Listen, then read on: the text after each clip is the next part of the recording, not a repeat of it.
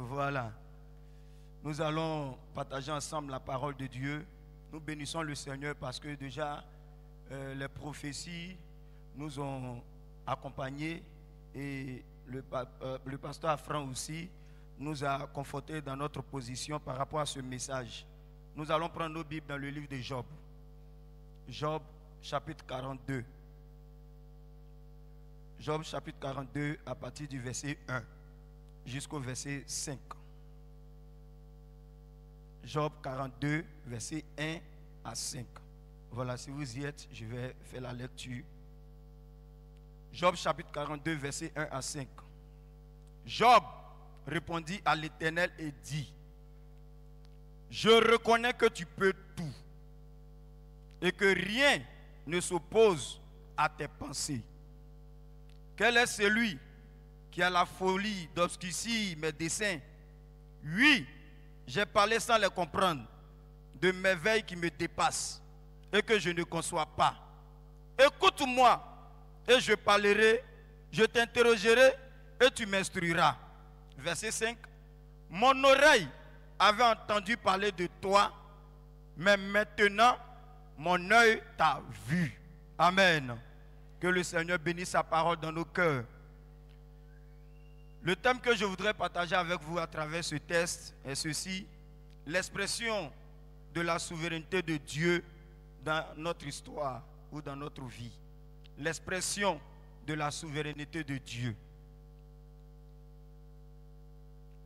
En introduction, nous disons que le livre de Job se termine avec la confession finale du héros qui dit: je reconnais que tu peux tout. Job 42, verset 2.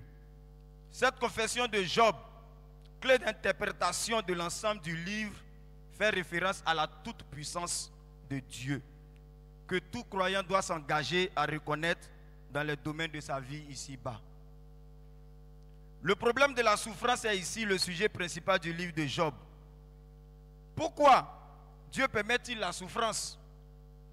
Ou pourquoi le juste souffre-t-il? Ses préoccupations sont le pain quotidien de tout être humain, et même nous les chrétiens. Nous nous posons toujours cette question: pourquoi je souffre? Certains même quand ils passent par des moments difficiles, quand ils passent par des épreuves, et qu'on va les consoler, on va les encourager, ils disent: pasteur, pourquoi moi? Pourquoi moi? Quelqu'un a répondu une fois pour dire: pourquoi toi? Tu ne veux pas que ça soit toi, ça n'a qu'à être moi. Effectivement, ça doit être toi parce que Dieu sait que le moment là, c'est toi qui peux supporter ce problème-là. Dieu sait, c'est pourquoi il a permis que ça soit toi. En abordant ce sujet, notre objectif consiste d'abord à aider chacun à reconnaître la souveraineté de Dieu sur toutes choses.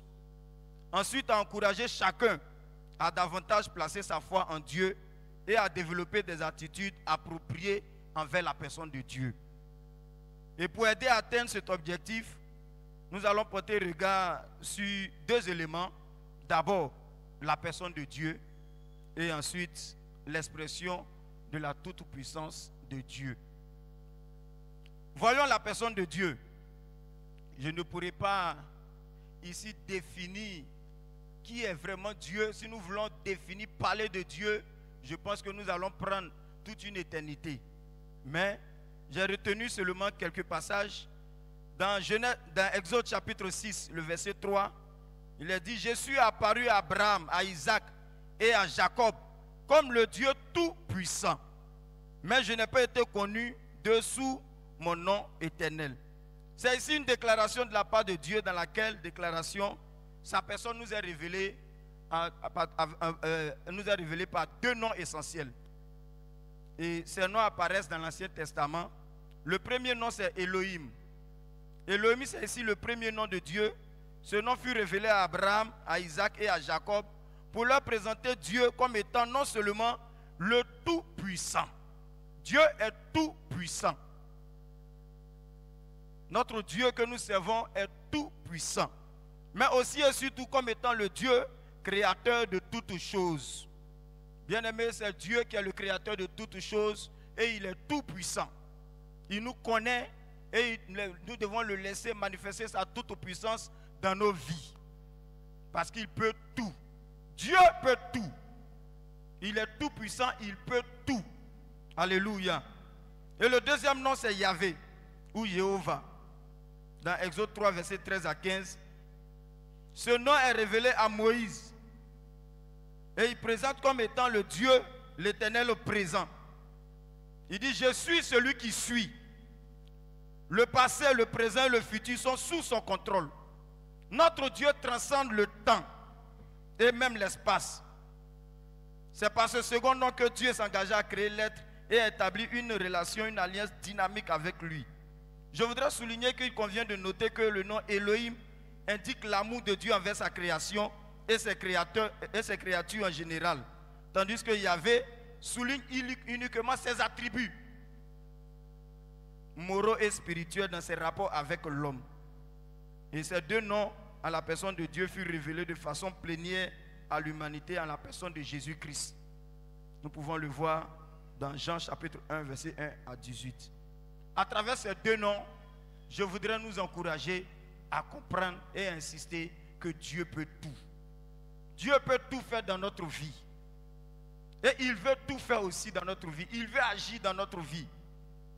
Mais bien souvent, nous ne lui laissons pas l'occasion de le faire. La deuxième chose, l'expression de sa toute-puissance, c'est là que nous allons nous attarder un peu. L'expression de la toute-puissance de Dieu. Le livre de Job fait découvrir 4 domaines d'expression de la toute-puissance de Dieu. Lorsque nous lisons ce livre, nous pouvons retenir 4 points essentiels pour notre vie. 4 points qui pourront nous aider à continuer la marche avec le Seigneur. Et le premier point de l'expression de la toute-puissance de Dieu ou de la souveraineté de Dieu, c'est qu'en particulier, un homme selon son cœur parmi des milliers. Lorsque nous lisons le livre de Job, ce qui nous frappe d'entrée, c'est que Dieu peut susciter de façon particulière un homme selon son cœur parmi des milliers. Ici, il s'agit d'un homme qui craint Dieu, un homme juste qui se distinguait de la multitude. Dieu a regardé dans ce peuple et c'est Job qu'il va choisir pour faire une expérience avec lui.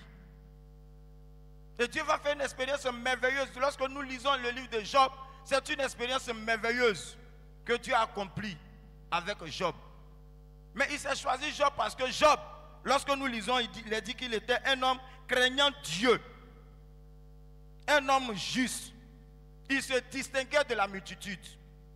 Bien-aimés frères et sœurs, je voudrais te dire que ce matin, le Seigneur veut aussi te choisir pour accomplir une expérience merveilleuse. Nous avons accepté Jésus et Jésus veut accomplir des choses avec nous. Mais est-ce que tu es disposé? Est-ce que tu es disposé pour que le choix de Dieu se porte sur toi? La Bible dit que Job craignait Dieu. Nous sommes parvenus à la fin des temps et il y a beaucoup de choses que Dieu veut faire avec nous. Il y a des âmes à gagner. Il y a des vies à sauver. Il y a des exploits que nous pouvons accomplir. Mais est-ce que tu es disposé pour que tu sois cette personne-là? Dieu choisit des personnes. En son temps, il a choisi Abraham. Il a choisi Isaac. Il a choisi Joseph, Moïse, David, Néhémie. Il a choisi Paul. Il s'est servi d'eux pour accomplir son plan. Dieu veut se servir de toi aussi pour accomplir son plan. Dieu veut se servir de chacun de nous pour accomplir son plan. Dieu veut se servir de nous pour accomplir des projets. Mais est-ce que tu es disposé pour que le choix de Dieu se porte sur toi? Aujourd'hui, lorsque nous lisons le livre de Job, nous sommes édifiés. Nous sommes encouragés. Mais quelque part, je dis, si le choix de Dieu s'est porté sur Job, c'est parce que c'était un homme qui se distinguait. Il craignait Dieu. Craignons Dieu, disposons-nous pour que Dieu puisse nous utiliser pour accomplir des choses merveilleuses. Que le Seigneur nous aide. Dieu peut le faire encore aujourd'hui en vue de l'avancement de son règne. La deuxième chose, c'est que Dieu peut le combler de richesses de toute nature. C'est ça aussi l'expression de la toute-puissance de Dieu. Lorsque Dieu choisit une personne, il peut le combler de toute richesse, de toute nature. Selon Job chapitre 1, verset 2 à 3, il dit que Dieu peut combler de biens ou richesses de toute nature, c'est-à-dire le confort matériel et financier, des enfants, de la renommée. Job était un homme béni. Il avait des enfants, 10 enfants. Il avait de grandes richesses et il avait de la renommée. Mes frères et sœurs, je voudrais vous dire que c'est Dieu qui bénit. Lorsque Dieu te choisit, il te bénit. Lorsque Dieu te choisit, il te qualifie. Et ma prière, c'est que Dieu puisse te qualifier pour cette œuvre à laquelle il t'appelle. C'est que Dieu puisse te fortifier, te donner ce qui est nécessaire pour pouvoir faire cette œuvre-là. Quiconque craint Dieu et marche dans ses voies, l'Éternel le soutient. L'Écriture nous montre que c'est Dieu qui a permis à Joseph de connaître une promotion au plan social.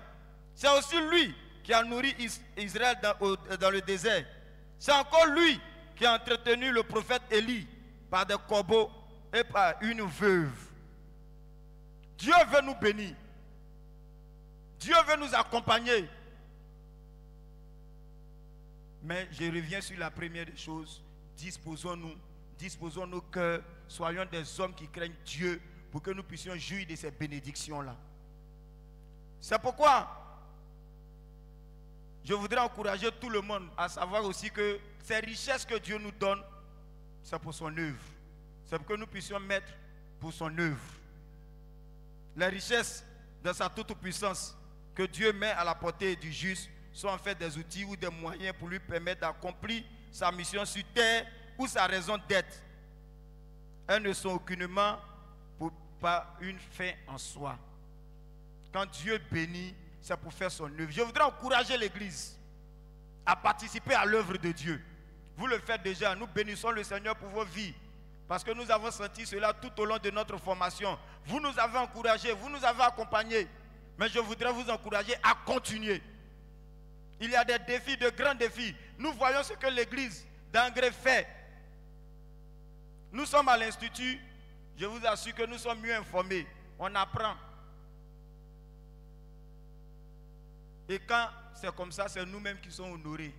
Quand nous sommes là-bas, on entend, ah, votre église là, Valentin, ils ont construit telle chose. Votre église là, ils nous ont donné tôle. J'étais en stage, il y a telle personne dans votre église. Le pasteur est venu, il a mis tôle sur notre assemblée. Ils ont fait ceci, cela. Que Dieu vous bénisse. Mais je voudrais vous encourager à continuer. À servir Dieu avec ce qu'il met à votre disposition. Alléluia. La troisième chose, c'est que Dieu peut aussi occasionner des épreuves au point d'ôter même ce qu'il a donné. Dis Amen. Ton Amen là n'est pas fort. Ou bien ça ne t'arrange pas. Dieu peut occasionner des épreuves au point d'ôter même ce qu'il a donné. À la lumière du chapitre 1, verset 12, jusqu'au chapitre 2, verset 9, nous découvrons que Dieu peut occasionner des épreuves ou des difficultés dans la vie du juste au point d'ôter même ce qu'il a donné, le dépouillant ainsi de tous ses biens et de toutes ses richesses.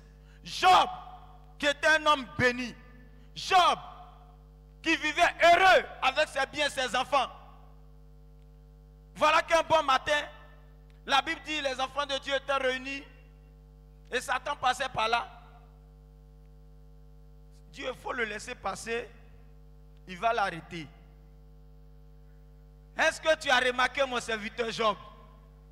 Est-ce que tu l'as vu? Souvent c'est comme ça, tu fais un outil assis ici tranquillement et puis tu dis, hey, monsieur, est-ce que tu as vu ma fille là?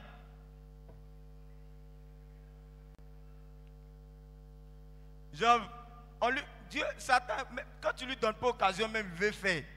Et voilà que Dieu lui donne l'occasion. Il dit, ah, toi aussi, tu as béni Job de toutes les richesses, il a tout, comment il ne va pas te servir? Dieu dit, d'accord, il faut toucher.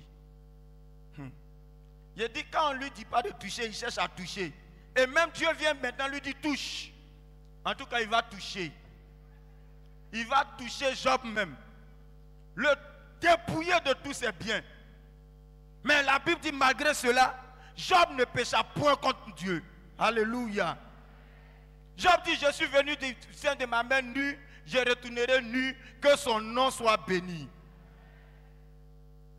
Job ne pécha point contre Dieu. Et comme si ça ne suffisait pas, Satan va passer encore, Dieu va l'arrêter. Ah! C'est comment? Tu as vu, non, tu veux m'amener à détruire mon serviteur alors qu'il est fidèle. Il dit, Satan a toujours les mots. Il dit, peau pour peau. Ce qu'un homme a, il donne pour sa vie. Touche à son corps. Tu vas voir, il va te régner. Dieu dit, touche. Satan va toucher. De la tête jusqu'à la pointe de ses pieds. Ulcère malin, je ne sais pas comment on va appeler cette maladie-là. Mais au point où Job prenait des tessons de bouteille pour se gratter le corps. Waouh! Il était devenu méconnaissable. Méconnaissable.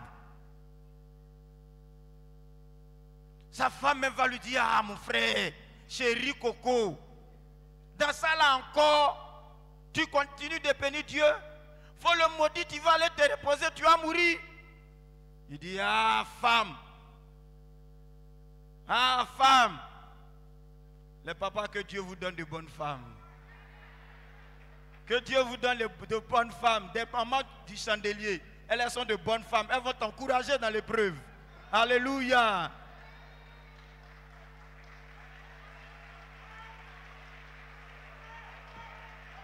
Nos mamans du chandelier sont de bonnes femmes.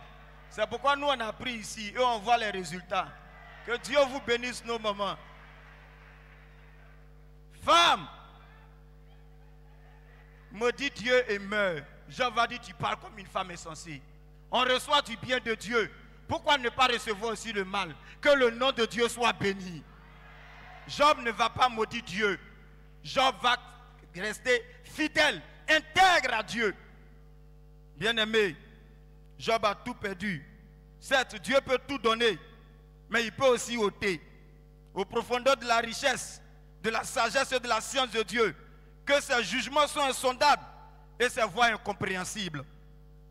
Puisque Dieu peut tout, c'est-à-dire puisqu'il a le pouvoir d'occasionner ou d'autoriser diverses épreuves dans la vie du juste, alors l'enfant de Dieu doit s'armer de la pensée de souffrir et rejeter coûte que coûte la thèse de la non-souffrance que prônent les partisans de l'évangile de prospérité.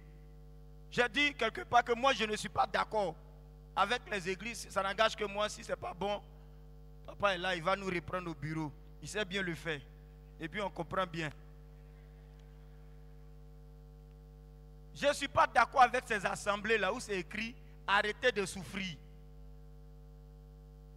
Si ça arrivait au bois frais, quand seras-tu du bois sec? Alléluia. L'enfant de Dieu doit s'armer de cette pensée-là, la pensée de souffrir. L'Écriture encourage l'enfant de Dieu non seulement à s'identifier à l'homme de douleur, habitué à la souffrance dont parle Ésaïe le prophète, mais surtout à lui emboîter le pas en portant chaque jour sa croix. Le malheur, quelqu'un l'a dit, le malheur et la souffrance et la mort même n'ont ni couleur, ni identité, ni nationalité, ni frontière. C'est l'affaire de tous. Ça peut nous arriver à tout moment. Mais ce qui est intéressant, lorsque quand ça arrive à nous les enfants de Dieu, il y a quelqu'un qui nous encourage. Il y a quelqu'un qui nous soutient. Celui qui ne connaît pas Dieu, quand ça ne va pas, il va se pendre. Il va se donner à la mort.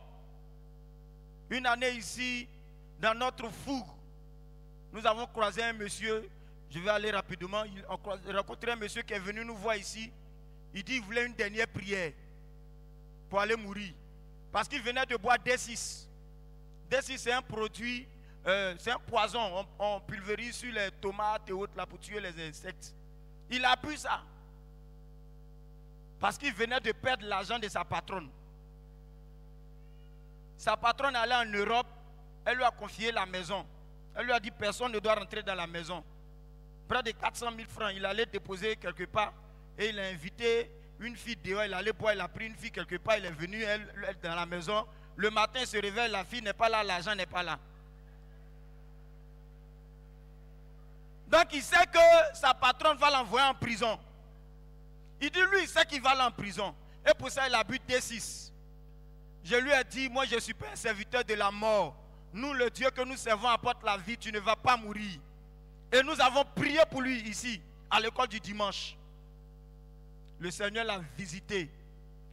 Il a détruit ce poison dans son corps. Il a accepté le Seigneur.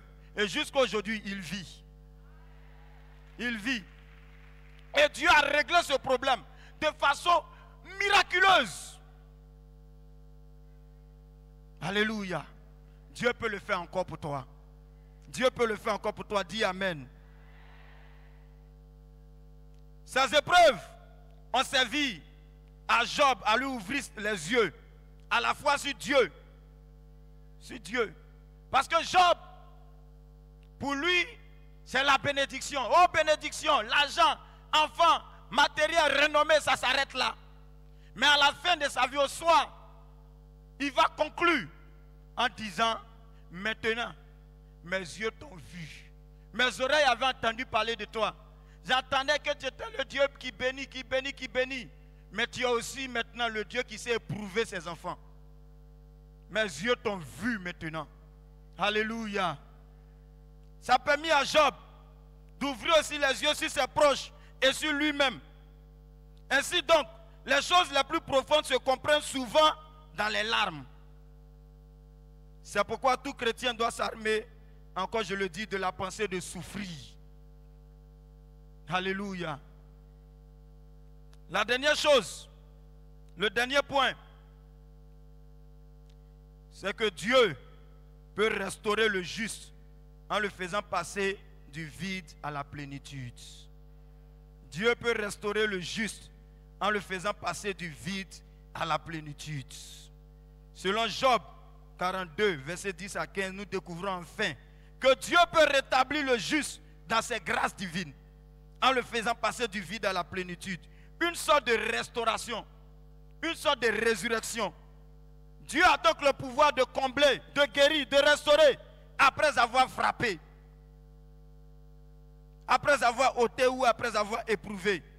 Il peut faire passer le juste ou l'homme qui le craint de la mort à la vie, de l'humiliation à la gloire, de la pauvreté à la richesse.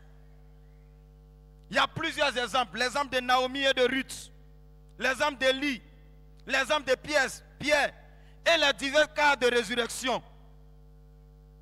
Et même dans le Nouveau Testament, l'exemple de Lazare. Waouh, j'aime cet exemple. Jésus, ton ami est malade. Viens prier pour lui, il va être guéri. Jésus a perdu le temps. Jésus a attendu. Lazare est mort.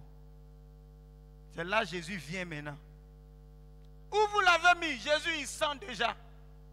Bien aimé, bien souvent, le Seigneur attend que ta situation sente mauvaise. Le Seigneur attend d'abord que ta situation pourrisse, où personne ne peut réparer. Et peut-être que ce matin, tu es là, ta situation sent mauvaise, tu es fatigué, tu es découragé, c'est pourri, ça sent. Personne ne peut s'approcher. On bouche même les narines. Et c'est devenu ton nom, ta situation est devenue ton nom. Je dis, quand c'est comme ça, c'est là que Dieu s'invite dans ta situation. C'est quand ça ne va pas que Dieu s'invite. Quand c'est pourri, on ne peut pas respirer, on ne peut pas sentir l'odeur. C'est là que Dieu s'invite pour dire à Lazare, sors de ce tombeau. Je prie que Lazare, le Seigneur te fasse sortir de cette situation. Que Dieu te fasse sortir de cette situation. Cette situation qui est gâtée. Peut-être on prend pour t'appeler. Parce qu'il y a des gens comme ça, c'est que tu traverses là, c'est ça on prend pour t'appeler. Ah, tu ne connais pas la fille là. Celle qui vient toujours à l'église, elle-même habillée, elle est devenue comme poulet là. Tu ne la connais pas? Et on fabrique un nom. Mais je prie que Dieu se révèle à toi. Je prie que Dieu se révèle à toi. Qu'il change cette situation. De la mort à la vie. De cette mauvaise odeur à une bonne odeur. Que Dieu te surprenne agréablement. Que Dieu te restaure totalement. L'amour de Dieu est courageux. Il s'est blessé pour mieux guérir. Dieu peut entrelacer des épines de la vie pour en faire une couronne de gloire. Dieu utilise les bas de la vie pour nous relever. Dieu te relèvera. Il a relevé Job.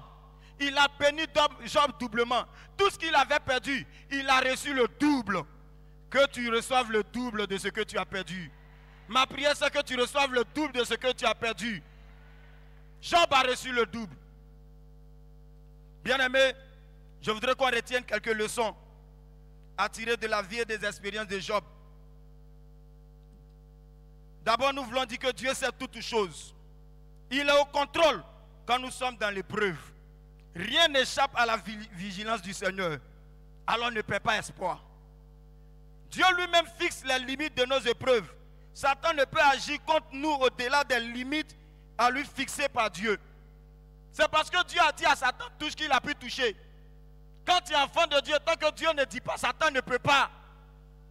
Le diable ne peut rien faire à un enfant de Dieu tant que Dieu même n'autorise pas. Je voudrais dire à quelqu'un, arrête d'avoir peur des sorciers. Arrête d'avoir peur des mystiques. Mystique ni sorcier ne peut pas tuer chrétien. Je répète, mystique ni sorcier ne peut pas tuer chrétien. Si tu es là qu'à cause de sorciers, tu refuses d'aller au village, commence à partir. Parce que eux-mêmes, ils ne payent pas de transport. Que le Seigneur nous aide. Bien-aimés, dans les épreuves, souvent, la consolation humaine n'est pas toujours sûre. Voir l'exemple des 3 amis de Job et même de l'épouse de Job. Et la raison de l'épreuve peut être souvent insaisissable par l'intelligence humaine. Ne voyons pas le péché derrière chaque épreuve. Ce n'est pas toujours. Des frères sont en train de souffrir et on a dans nos bouches. Oh, il a péché. Oh, c'est parce qu'elle a péché. Ce n'est pas toujours le péché. Quand tu traverses une situation difficile, pose-toi la question. Seigneur, c'est comment? Si c'est un péché, Dieu va te montrer et tu te répands. Pose la question à Dieu. Et si ce n'est pas un péché, c'est une épreuve, Dieu te donnera les moyens de t'en sortir. Nous devons toujours garder espoir face à l'épreuve. Le temps de Dieu finit toujours par arriver et il intervient toujours. Dieu récompense toujours celui qui persévère dans l'épreuve. Et nous sortons plus fort d'une épreuve lorsque nous avons appris les leçons de Dieu pour notre vie. Et enfin, Dieu écrit l'histoire de notre vie selon sa volonté. Laissons-le faire librement pour notre bien et pour sa gloire. Il est le Dieu souverain. Il est le Dieu souverain. Il te connaît plus que tout. Il sait ce qu'il fait. Laisse-le accomplir son dessein dans ta vie. Pour conclure, je dirais oui, je reconnais que tu peux tout et que rien ne s'oppose à tes pensées. Ces 4 domaines d'expression de la puissance de Dieu se sont accomplis de façon parfaite en la personne de Jésus-Christ. Son incarnation, c'est-à-dire sa venue ici-bas, par le choix divin, son ministère fructueux, ses souffrances bouclées par sa mort et sa résurrection glorieuse. Ainsi donc, non seulement Job est ici représenté comme type du Christ Jésus, mais aussi et surtout son histoire ou son parcours nous révèle à l'avance les diverses expériences que peut connaître quiconque a foi en Dieu en ces temps de la fin. À la vérité, Dieu peut tout. En effet, Dieu peut non seulement susciter un homme ou une femme selon son cœur, mais il peut aussi combler cet homme ou cette femme de diverses grâces nécessaires à l'accomplissement de sa mission ici-bas. Dieu peut aussi, pour des raisons qui échappent à la logique humaine, dépouiller ou déplumer l'homme ou la femme selon son cœur, lui ôtant toute grâce dont ce dernier avait été comblé. Dieu peut enfin restaurer le juste dans sa condition première et même au-delà. Oui, je reconnais que tu peux tout et que rien ne s'oppose à tes pensées. Je voudrais te dire ceci. Si tu t'engages dans un chemin, tu es en train de partir et que tu n'as pas croisé Satan, c'est que vous êtes en train d'aller dans la même direction. Tu dois le croiser et le combattre afin de réussir la mission. Que Dieu nous bénisse. Est-ce qu'on peut se lever pour prier le Seigneur? Est-ce qu'on peut se lever, peuple de Dieu, pour bénir le Dieu souverain? Rendons gloire à ce Dieu souverain. Il peut tout. Bénissons son nom, peuple de Dieu. Rendons-lui toute la gloire. Le Dieu qui peut tout. Il est souverain. Il est le Dieu souverain. Il peut tout. Rends-lui toute la gloire. Bénis son nom. Peuple de Dieu, élevons ce Dieu merveilleux. Élevons-le. Il peut tout. Il peut tout. Il peut tout. Que toute la gloire lui revienne. Élève son nom, quelle que soit la difficulté que tu es en train de traverser. Dieu peut tout. Bénis son nom. Bénis son nom, exalte-le. Bénis sa grandeur. Il est le Dieu merveilleux. Il te connaît. Il sait par quoi tu passes. Il sait par quelle difficulté tu traverses. Il te voit. Bénissons son nom ce matin. Élevons son nom. Célébrons-le. Il est digne. Notre Dieu est digne d'être célébré. Ah Seigneur, ce matin, nous voulons te célébrer. Nous voulons te célébrer. Nous voulons te célébrer. Nous voulons te célébrer. Seigneur, nous voulons bénir ton nom, ton précieux nom, ton merveilleux nom, ton glorieux nom. Seigneur, tu es si bon, tu es si excellent. Tu nous connais. Père de Dieu, bénissons son nom. Célébrons ce merveilleux Dieu. Laisse un peu tes soucis, laisse tes problèmes, laisse tes difficultés. Et bénis ce Dieu ce matin. Bénis-le. Ah, notre Seigneur est tellement bon. Il est tellement merveilleux. Il est tellement merveilleux. Il mérite d'être célébré. Oublie sa difficulté, adore ton Dieu. Oublie sa difficulté, adore ton Dieu. Oublie sa difficulté, adore-le. Adore-le, adore-le, adore-le, adore-le. Adore le Seigneur, adore le Seigneur. Masadaka shakadaba rakadaba kamba. Leba sakadaba shakadaba kamba rakadaba. Rosaka yama shakadaba kamba kamba. Luba sakayaba shekedebo sakadaba kamba. Roba sakayama shakadaba kamba kamba. Reba sakadaba kimbaraka. Reba sakadaba shakadaba kamba. Le Dieu qui nous connaît. Le Dieu qui sait toutes choses. Des cieux, oh Seigneur, merci. Des cieux, tu peux m'entendre. Seigneur, merci, merci, merci, merci. Je sais merci que notre Dieu. Merci Seigneur. Parce que tu es le Dieu souverain. Et tu es le Dieu qui peut toutes choses. Alléluia, alléluia. Ah, merci Seigneur. Par ton âme, merci Seigneur, merci Seigneur. Les vagues, le vent viendront. Je demeure, je demeure, je lève les mains vers le ciel, je te donne mon cœur, je dirai à mon âme, tu es Dieu de tout. Si les mers se déchaînent, tu parles, tu les calmes. Tu es mon repos, tu es au contrôle. Je lève les mains, je lève les mains vers le ciel. Je te donne mon cœur, je dirai à mon âme, tu es Dieu de... Même si les mers se déchaînent, tu parles et tu les calmes. Tu es mon repos, tu es au contrôle. Je lève les mains vers le ciel. Je te donne mon cœur. Je dirai à mon âme, tu es Dieu de... Même si les mers se déchaînent, si les mers se déchaînent, alléluia. Tu pars et tu les calmes. Tu es mon repos, tu es au contrôle. Masakayaba shakadaba. Losodokobo shakadaba sakadaba. Merci Seigneur parce que tu fortifies ce matin. Merci Seigneur. Alléluia. Bien-aimés, dans cette disposition, nous allons inviter notre papa, le pasteur Noufé, qui va venir prier. Allez, alors, continuons la prière, bien-aimés. De prier, ok, d'accord. Merci papa pour cette grâce. On peut lever les mains, bien-aimés. On peut lever les mains. On peut lever les mains. Et laisse l'Esprit de Dieu te toucher ce matin, te restaurer. Ah, sakadaba shakarama sakadaba kamba. Lo sakayama shekedebo sakadaba kambara kataba. Lu sakayaba shekedebo kambala kayaba kamba. Reba sakadaba shekedebo kambala kayaba. Liba sakayaba sokodobo kambe. Reba sakayama sakadaba kembe. Ruka yakaba sakadaba kes. Fire! Fire! Fire! Fire! Fire! Fire! Shakata bakamba lakata.